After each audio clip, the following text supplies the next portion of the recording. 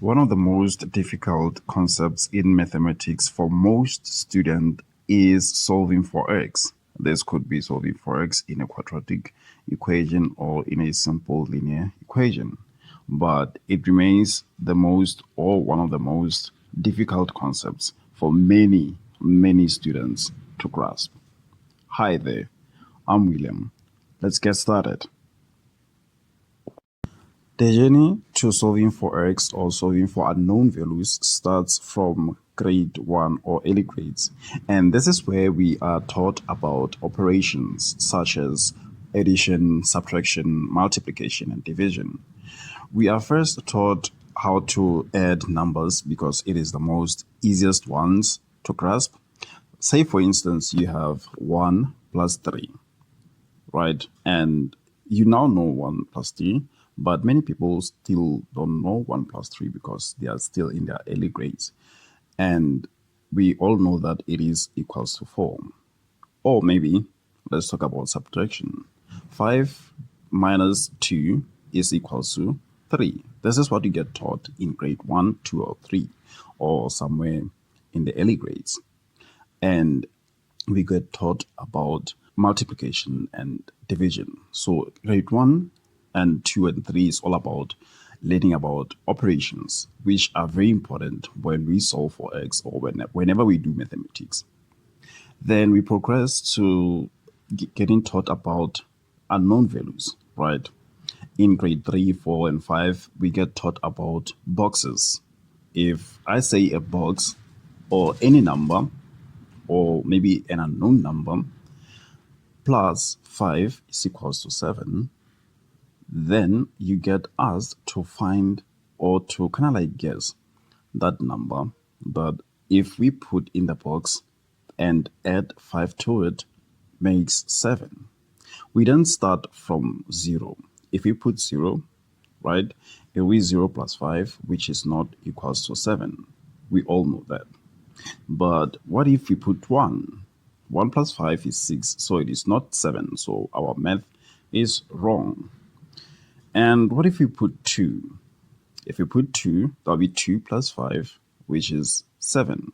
Now our math is right.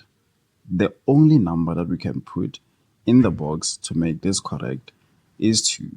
This is the only method we get exposed to in grade 3, 4, and 5, or something similar to that. And then we do this with other operators, with subtraction, with multiplication, with division. And in these grades, it is where we get taught about unknown values. If you take a known value, add it with an unknown value, it is equals to a known value. And you're asked to guess the unknown value. Great. Then we progress to grades 8, 9, 10, and 11 going upwards. Now we are talking about variables and methods of finding these variables because now the mathematics in this level is a bit challenging.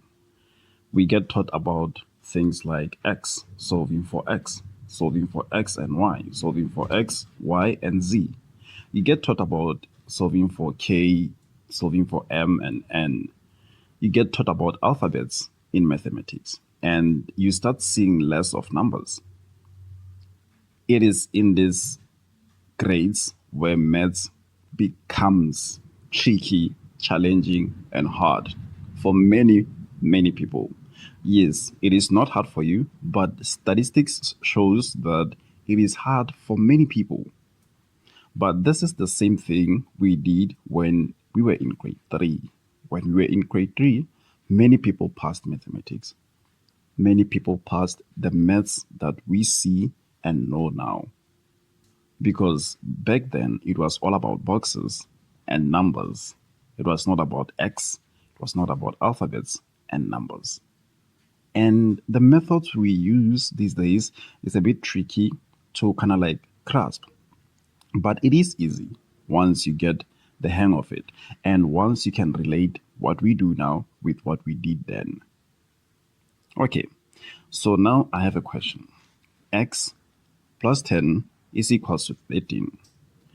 Now you need to come up with the value of x to make x plus 10 equals to 13. We already know that it is 3, right? But many times it is not as easy as I make it be. Great. Now, in this grade 8, 9, and 10, you get taught about methods of finding or solving for x. You get taught about solving for x and y, simultaneous equations, and other equations. So, this is where you learn about all of these, the nice part of mathematics. So, you x plus 10 equals to 13. It is the same as a box plus 10 equals to 13. And one method I want to show you just quickly, it is the method of just eliminating 10 on both sides or subtracting 10 on both sides, right? But we simply say take plus 10 or positive 10, put it to the other side of the equal sign and change the sign. So plus 10 will be equal to negative 10. So my x will be x equals to 13 minus 10. Great. Now 13 minus 10 is 3. So my x is 3. You see, this is one of the most easiest methods you can implement in your solve for x equations, like these ones. But it gets tricky as you go up. And this is the journey of solving for x. We first start with operators and numbers. Then we get taught about unknown values, right? And dealing with unknown values, operators, and numbers. Then we proceed to learn about variables and methods of solving for x, methods of solving for x and y, and other simultaneous equations. Thank you.